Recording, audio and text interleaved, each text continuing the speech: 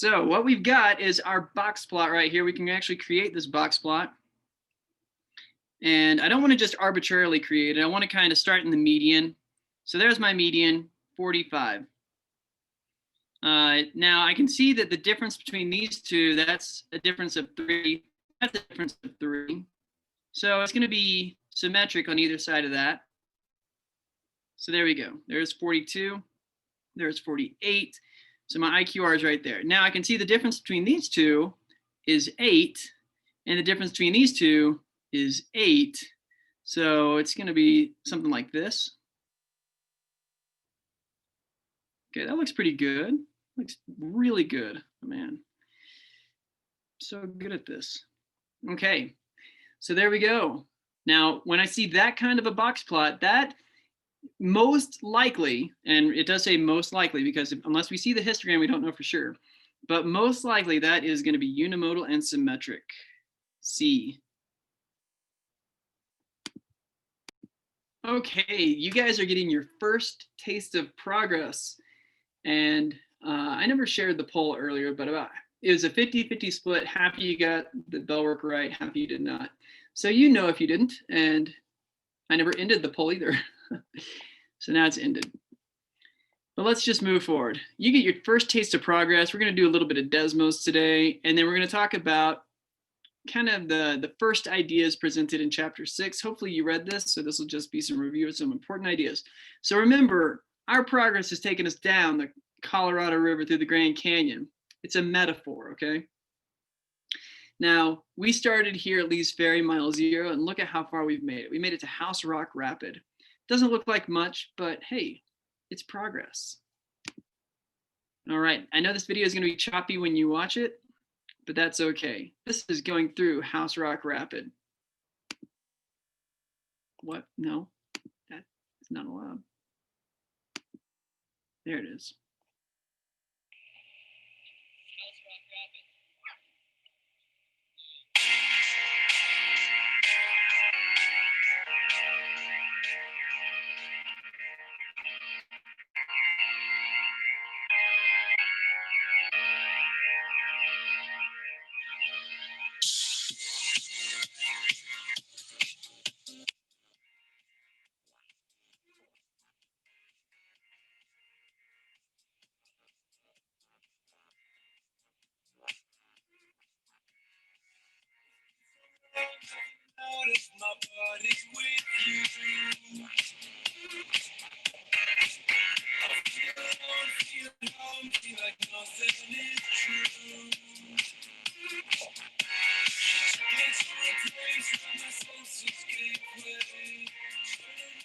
All right. How fun was that? You didn't know when you showed up to Stats Day, you get to get out your glow sticks and have a rave. Okay, I hope you guys enjoyed that dance break as well. So that is progress. We've made it down the Colorado River a little bit by learning some statistics. That's how you make it down the river. Percentiles and Z-scores. We're going to start off with this, but we're going to be looking at a Desmos activity. So I want you guys to go to Desmos, and you've done this before. When you go to that website, you will have a class code. So go ahead, put that in, and you can wait for me there. So you guys had the opportunity to look at your the dot plot. You had a chance to kind of figure out how many dots were lower than where your dot was. And so as far as the percentile goes, how would you maybe come up with a definition for that?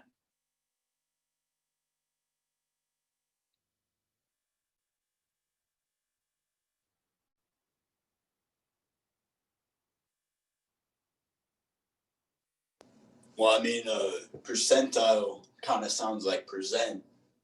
Yeah. You know, like the amount of something. So I would say a percentile is like a certain range of percentages, if I had to gander. Okay. Yeah. I will say, okay, and you are onto something there. So it does relate to slide 5. And what from slide 5 kind of gives us a clue?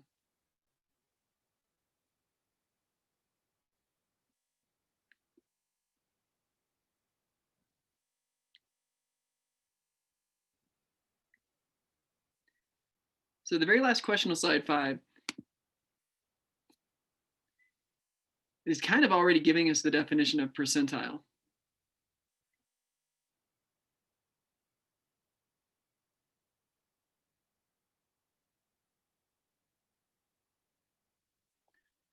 We losing people? So let's just to move along, because maybe you guys have some ideas in your head, but you don't feel comfortable saying it. Percentile is basically the number of data points, the number of data values in the sample that are below your data value. So if you are in the 99th percentile, when you take a test, that means 99% of people scored lower than you. Now there is a constant question of does that include your current data value? And for the life of me, I can't recall the current definition. I think percentile is just the number of data points below the percent of the data that's below the data point of interest, if that makes sense. Okay, we're going to skip over 7, 8, and 9. And so you can jump to slide 10. And pretty quickly, this is almost an opinion question, so don't take too long on this. But on slide 10, go ahead and do that. And then we're going to look at 11 and 12 as a class. So once you have an answer there, you can jump ahead to slide 11.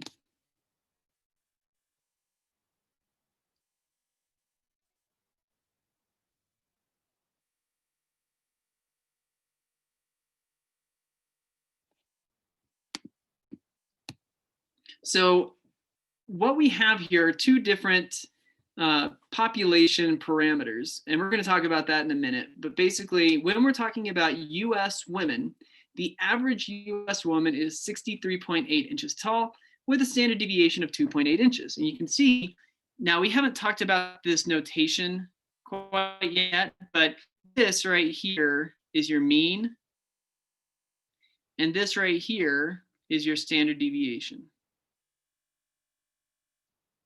All right, standard deviation. All right, there's that writing. That's really hard to read. Okay, the average man is 69.3 inches tall. That's pretty much my height. I'm the average US male. And the standard deviation for men is 2.92 inches. So there we go. Now the idea is that when we have a bunch of, we're talking about all the women in the United States, all the men in the United States, you're going to have most people center around the mean, and yet you're going to have some kind of deviation away from that. And the standard deviation, we're going to talk about it more, but you know, that is kind of the average distance that people are away, but you can be 1, 2, or 3 or more standard deviations away from the mean. And that's going to come into play, but just for z-scores alone, if you know these values, here's what we can do. This formula right here is really important. And let's go ahead and calculate this. Miss Anchor is 71 inches tall. So I want to figure out her z-score. So we're solving for that. X is the data point that we're going to be plugging in to kind of test. So 71 inches minus the mean for women, which is 63.8, divided by the standard deviation right there, 2.8. All right, so when we calculate that,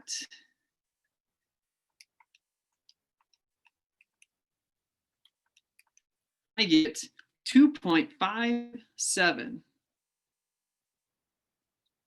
And of course, we could put more decimals.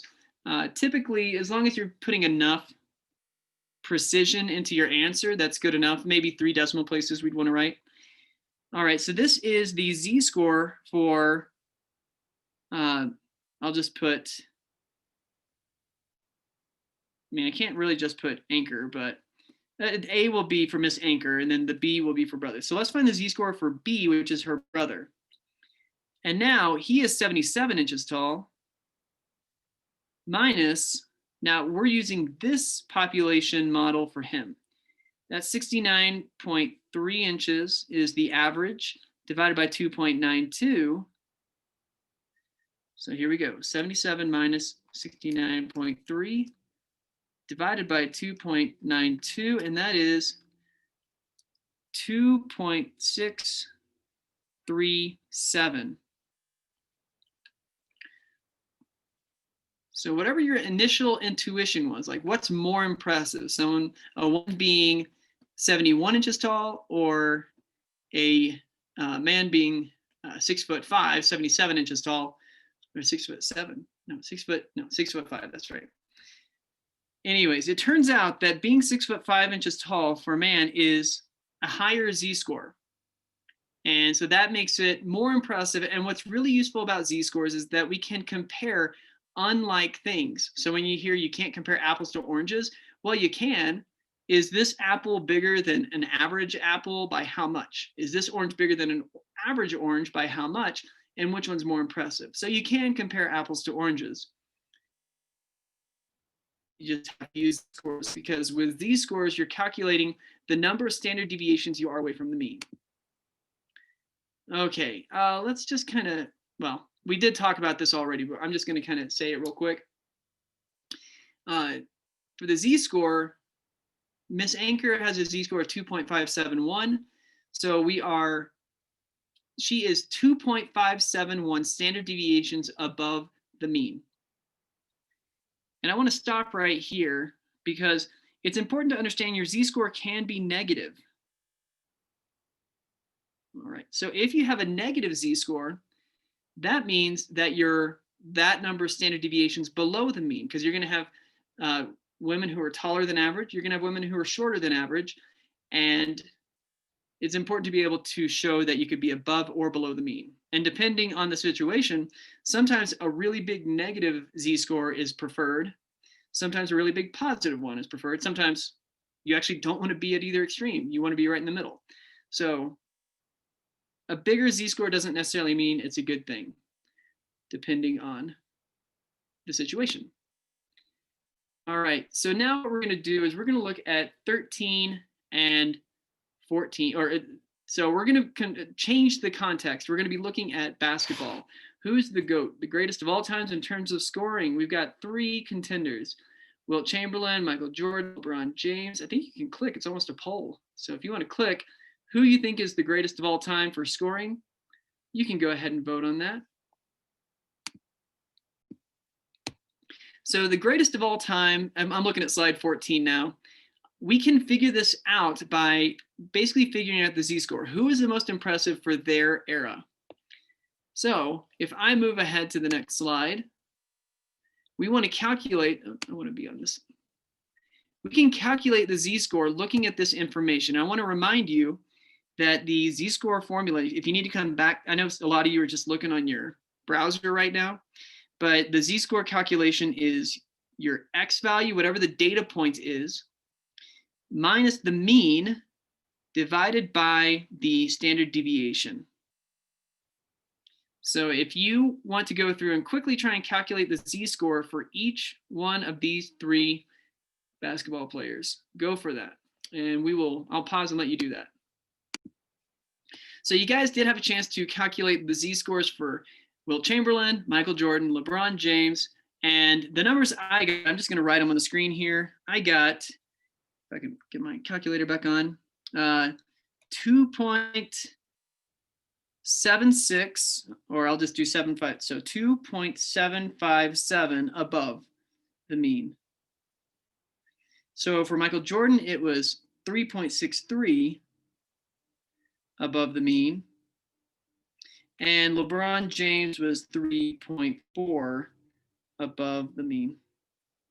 So, and just to put his age and everything in perspective, he is 2 months older than I am. We graduated the same year from high school. We didn't go to school together though. But it just makes me feel weird whenever they talk about him being an old dude in the NBA. Well, no, I think I became an old dude somewhere along the line. Anyways, so according to Z-scores, obviously Michael Jordan had the highest. His would be, the Z-score we would pick as for the GOAT. Now, just the last thing, and this is just for discussion purposes alone, what other things might you consider to analyze the best scorer of all time? And if you don't know a lot about basketball, you might not have any opinions. But if you enjoy basketball, you might decide we should do more?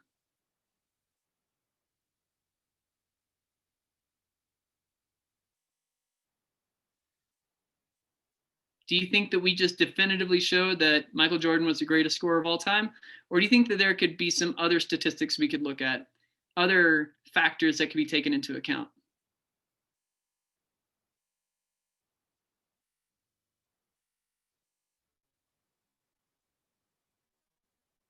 Maybe we just don't have a lot of basketball opinions in this room. I'm not gonna lie, I've never seen an NBA game. Okay. And I I bet love you're sports, not. but I've never seen one. Okay. There you go. I'll admit, up until probably a year and a half ago, I didn't care a whole lot about basketball. But in the last year and a half, I've become more of a fan because there's a lot of, I like sports where you can actually get a lot of statistics and use those statistics to come up with some complex and advanced analysis and figure out, which is why a few years ago when you basketball fans out there, when the Rockets were kind of changing the game with only shooting 3-pointers and layups and stuff like that, they don't take any of the mid-range jumpers. And that kind of changed basketball. And that was all driven by statistics. They're like, where's the most efficient place to shoot on the court? Anyways, I'm not going to go into that further because some people have no interest in that. But I like whenever you can dig into statistics and come up with better strategies, better ways of creating teams based on what you can gather from the data. All right. So there we go. That was a bit about Z-scores. I'm going to jump back to our presentation. So at this point, if you could come back to the Zoom classroom, you won't need to be on the browser again. Okay. So here we are. Again, this presentation is available online. So if you see anything of note, you can just make little notes here and there, but you don't need to copy everything down. A percentile is a percent of observations that fall below the observation of interest. So there we go. If you score in the 98th percentile for your statistical knowledge, that means 98% of people have less statistical knowledge than you have. All right, not much to that, but the normal distribution or the normal model. Okay, so this is really the normal model, okay, because what we're doing is we're modeling the data. Nothing ever is perfectly a bell curve like this. You can see the bell curve right there. But a lot of things can be modeled with this curve. And we'll talk about all the little details about it, but this is going to be what a lot of the rest of the semester is built on. Okay, so the histogram. So data on a histogram can be approximately normal if it's unimodal and symmetric without outliers. The distribution will have a mean and a standard deviation, and those are statistics about, well, the distribution has statistics. Okay, I was making sure I was saying that correctly. So if you collected a bunch of data on heights of people in America, or men or women, then there's going to be the mean and standard deviation, and that's the statistic. The model is the actual curve. So just to make sure this is visualized very clearly, you could have your histogram, just very loosely looks like this. All right. So there we go. There's the model, or sorry, that is the distribution. But the model that you would use to map onto this would look like this. It would be a curve, a smooth curve that you would map onto that. So the smooth curve is the model. This is the distribution. You know what? This gobstopper is making my seltzer water go crazy. Can you hear that? Is that coming through? No, you can't hear it? It's just like a party going on in there right now. All right. Are you going to try it? I'm giving it time because I want it to be able to soak in, but I'm definitely going to try it. All right.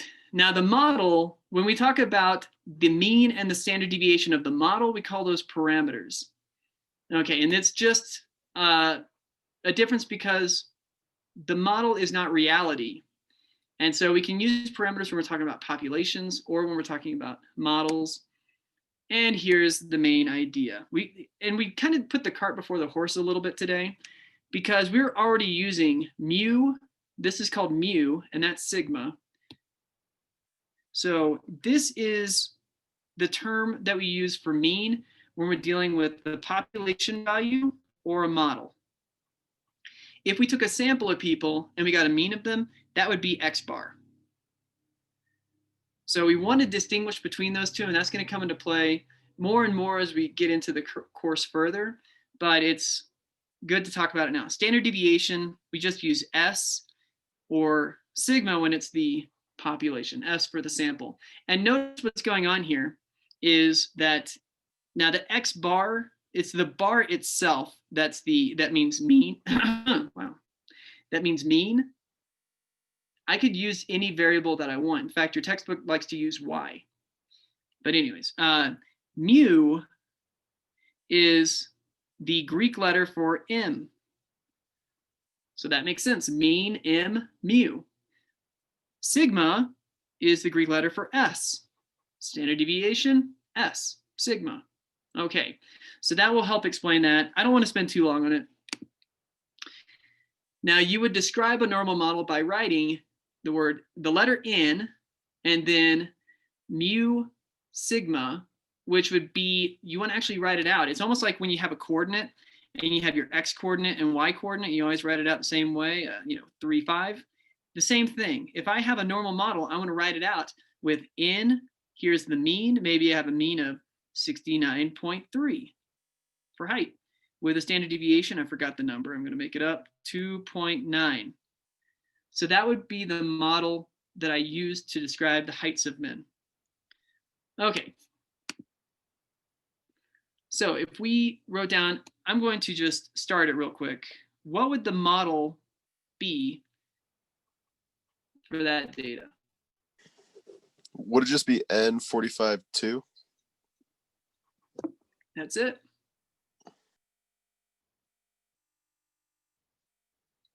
So this is basic stuff, but it's really more important to be able to read it and interpret it. So in this one, what do we got inside the parentheses?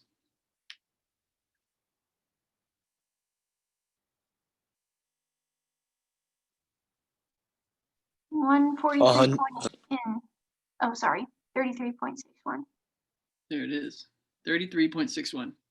Yeah, and this is just to show that you're going to get random means and standard deviations. That doesn't matter. You still just put them in. It's not always going to be nice integers.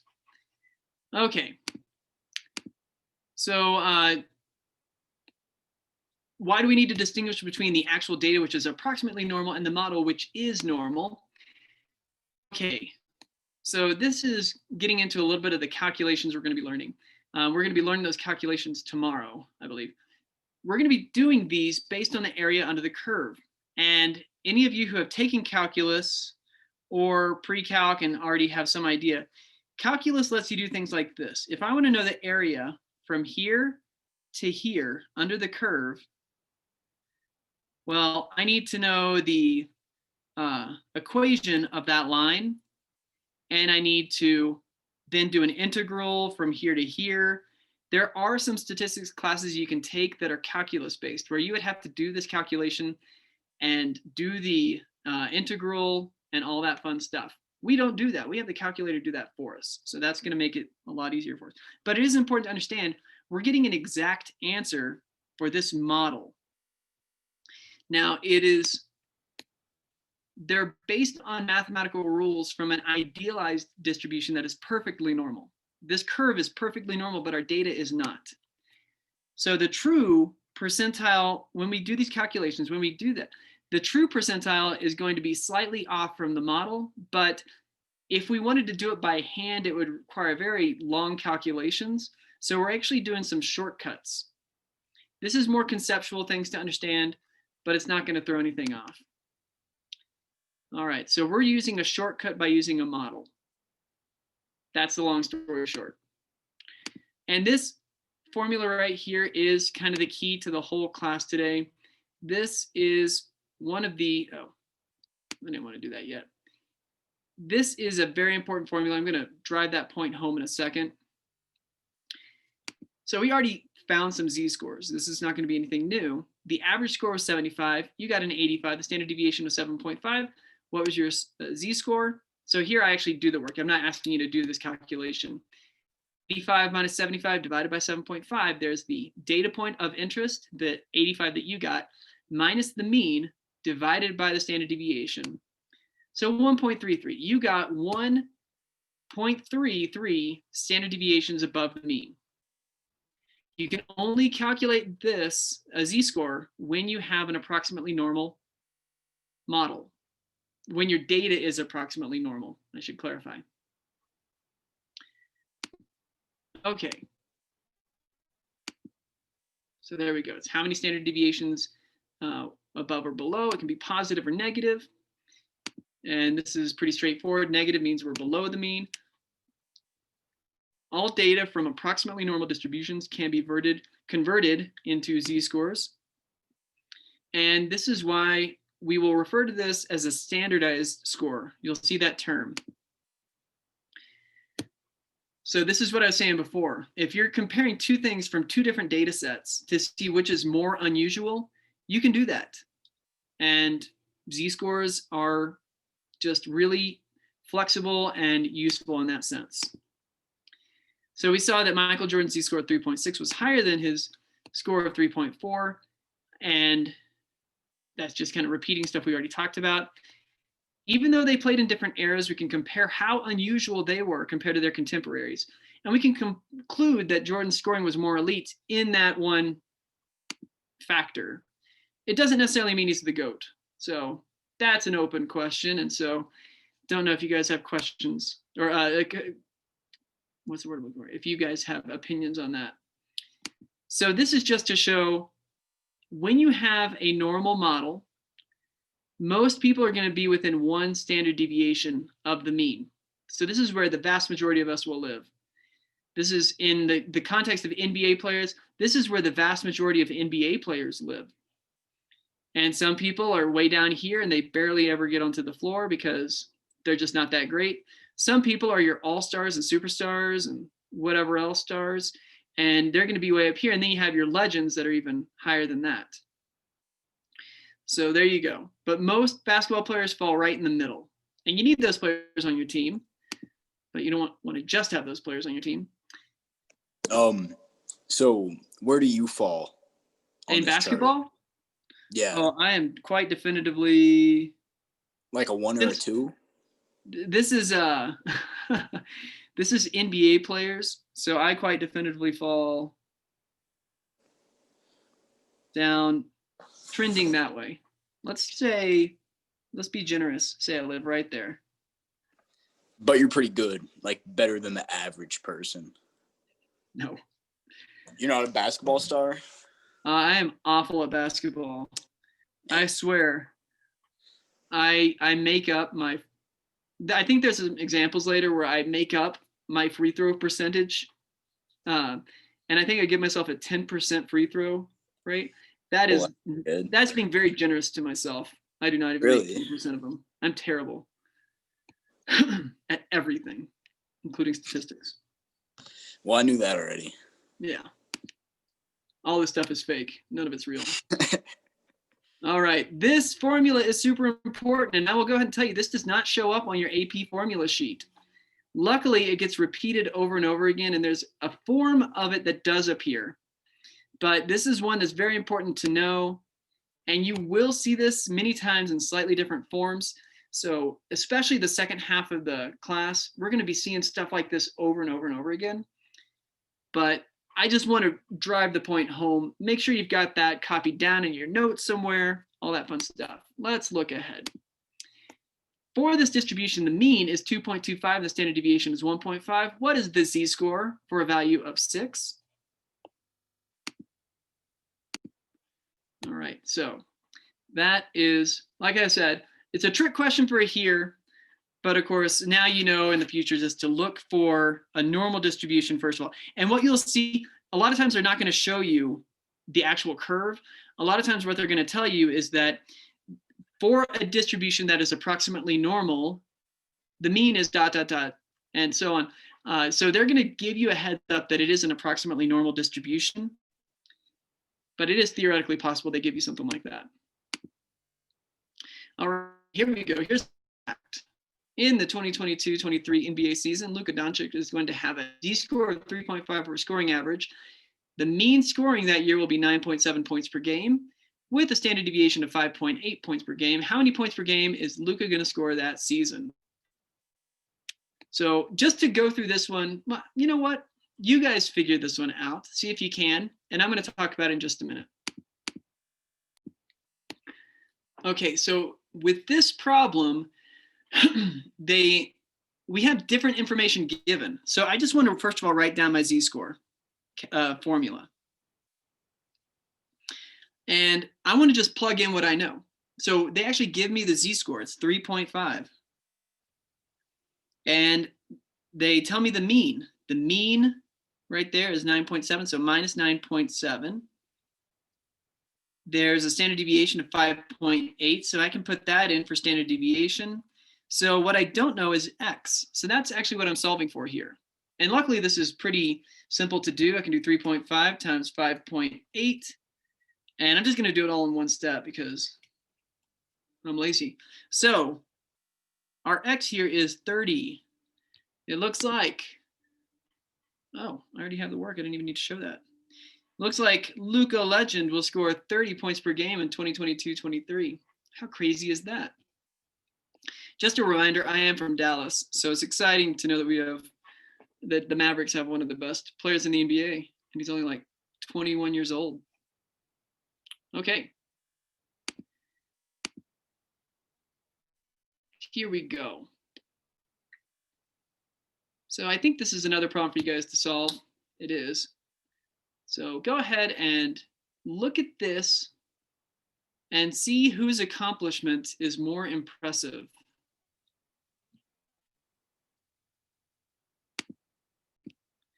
So we have the z-score calculation right here. So I'm not going to calculate it on screen. Hopefully you don't need me to do that.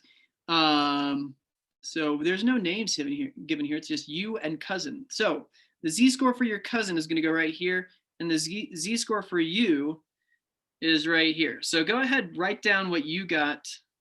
Anyone can write it down. Just give me what your z-scores are.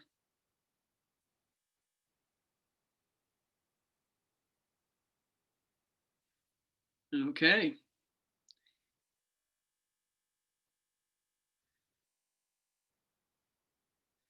There we go. So make sure, and I see there, we can read them both. So, oh, there it is, a negative. So we have a positive 1.6 repeating, a negative 1.7 repeating, and whose accomplishment is more impressive? Isn't it the sprinters? Because less time is better. So the There you go. number's negative. Yeah, so a negative in this case is a very good thing. And the negative 1.77 is slightly more impressive than the positive 1.66. All right, and obviously 1.66, that would be good to have a positive z-score for high jumping because you want to be above the mean. Okay, there it is. A negative z-score is a good thing. So that is just a good way of hopefully wrapping. I mean, you're going to have some more homework with it, but hopefully that helps there. So we're looking now at the empirical rule. If you got this far in your reading, you learned about this. And all right, did I want to say anything here? Okay, yeah, I did. So with this is, remember we have a normal model. And our normal model is that we take the mean and the standard deviation. So in this case, I've got a mean of 0 and a standard deviation of 1. And what we're thinking about here, it's 1 sigma right here. But if I just think of this as 1, we're going to come back to this, but this is our standardized normal model. All right, we're not going to focus on this a whole lot today. So, but that is the model for this one.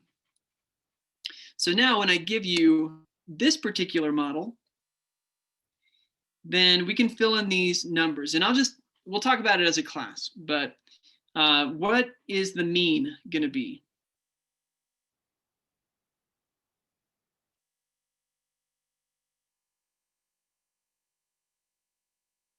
So what goes in that box right there?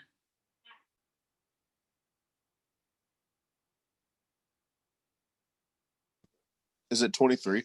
That is 23. All right. Now what goes in the box to the right?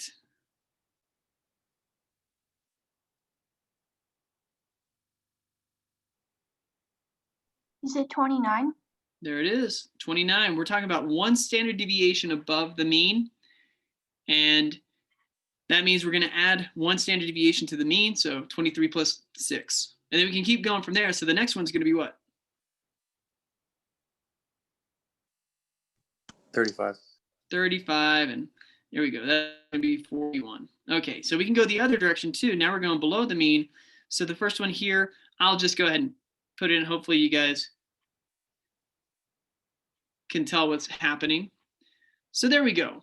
The important point is to understand that you will be expected to create a bunch of models, and you don't have to spend a long time putting all this detail and a vertical axis, the y-axis there. You don't have to go into that much detail some of the times when you create a model, but it is going to be important to show your curve, show what your mean is. 17.5 is the mean, and then you could put maybe what a couple of the standard deviations away are. Another thing to point out is this. Now it's hard to know exactly where the first standard deviation is, except it works out very nicely. This right here is your first standard deviation, and it's at what's called an inflection point. So notice how it's at the point where it stops going downhill as fast. Any of you who have done calculus, you'll know this is kind of your second derivative. It's called an inflection point, something like that. And so you see it's going down pretty steep, and then right here at this point, it starts flattening out. This is the point where it flattens out. So anytime you're looking at a model, you can figure out, okay, my mean's gonna be right in the middle, and it looks like that point right there and that point right there, that's about where it kind of shifts to start flattening out a little better. And so that's gonna be my first standard deviation away. And then from there, I can just continue that same distance over.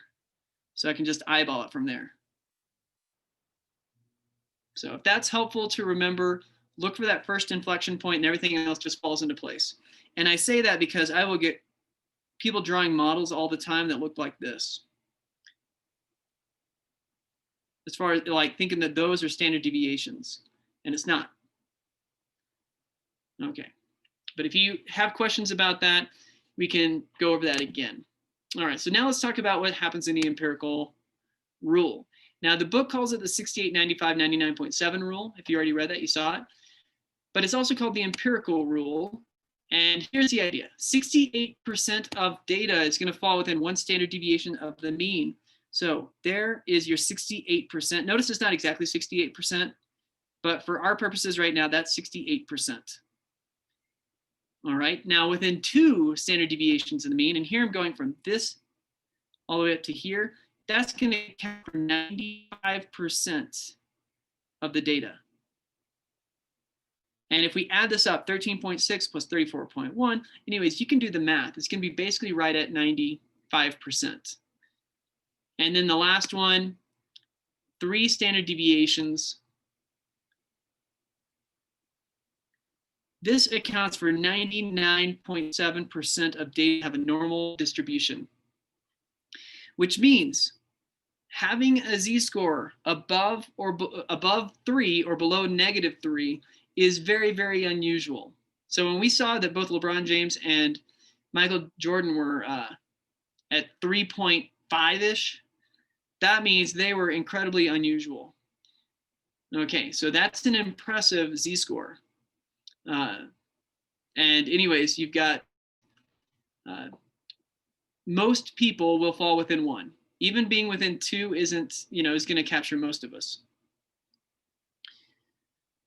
Okay, so why is it called the empirical rule? Empirical, if you know that word, it means from observation, from evidence. And here's the evidence we're talking about. We got this fun thing here called a quincunx. I think that's how it's pronounced, but it's also referred to as a Galton board. All right, so this is moving, and notice it's like a bunch of pegs, and you start off a ball, and when it hits one of these pegs, it can either go left or it can go right. And so I'm going to speed this up, otherwise we're going to be here all day.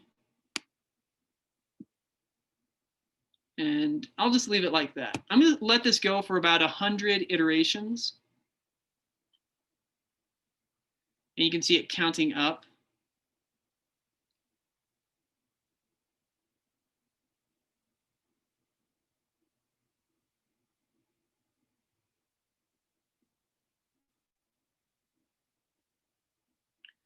I want to have one go to every single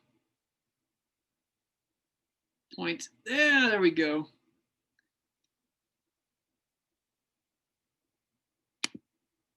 There we go. I got exactly 100. And notice that that creates an approximately normal distribution. So if I did this over and over and over again, I would continue getting that. And the idea is that the ball can bounce to the left or to the right. And the only way it ends up over here is if it bounces to the right, you know, what is this? 1, 2, 3, 4, 5, 6 times in a row. It has to bounce to the right 6 times in a row. Not very many are going to do that. You're going to get a mixture of left and then right and then left and left and then right. And you're going to get a lot of them just end up in the middle. So through evidence and through a lot of different distributions, when you collect a lot of different types of data, you end up with this approximately normal model that can be used for the data. All right, that's what I wanted. So that's now the one thing with Galton, because it's called a Galton board. He's one of the early pioneers of statistics. He was also a eugenicist, so you know he had some bad parts to him as well. So we want to be careful about that guy. So here's another thing. I think it's interesting. It's kind of an aside, but I love talking about this, so we're going to talk about it. You are probably familiar with Pascal's triangle, where every point is the sum of the 2 points above it. So right here, 35 is 15 plus 20. And then when I go to the next row, if I take the 21 and 35, I get 56. Now, it's just a very simple construction, but we get some really cool things out of this. So first of all, if I look at these and I created like a distribution out of it, and I'm not going to go to the very bottom row. Let me just pick this one right here.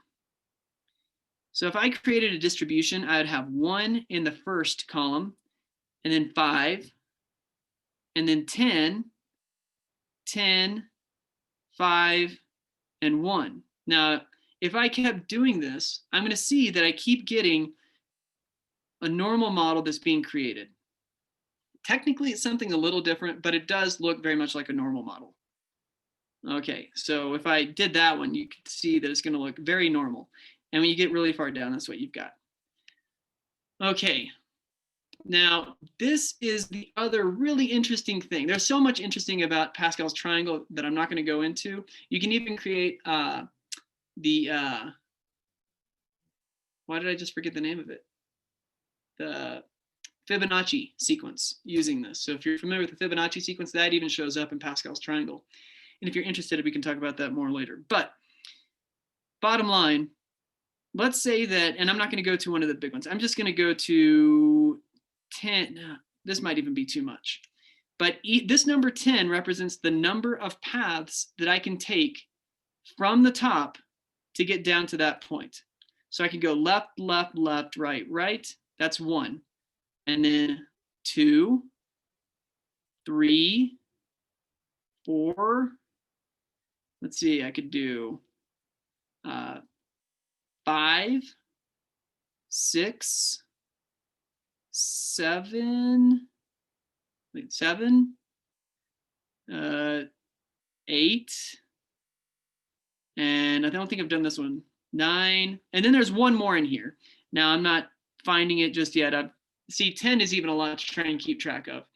But there are 10 possible routes that I can go. And that's why when you see all these ones on the side, there's only one way to get there, which is go right, right, right, right, right, right, right, right, right. There's only one way you can get there. If I ever go left, then I can't get over to that 1.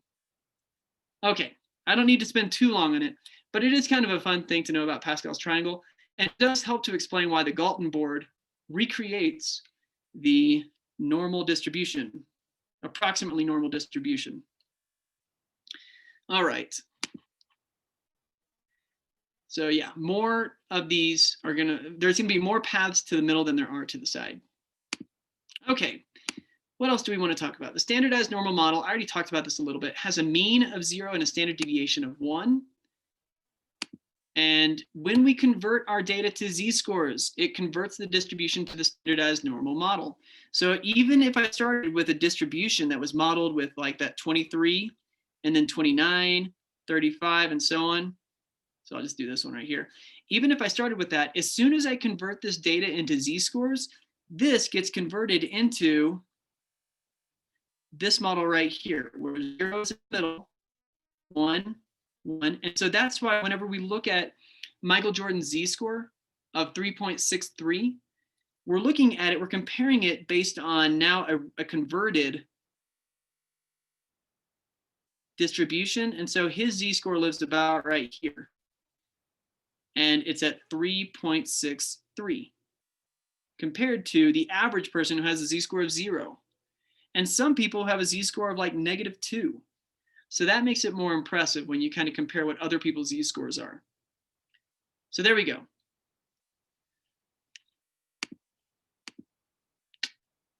And so yeah, you will see sometimes some questions will refer to z-scores as standardized scores. All right, so this is kind of a conceptual question.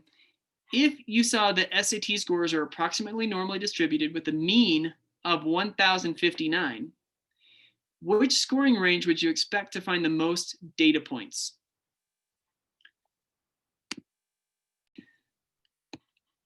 So there we go.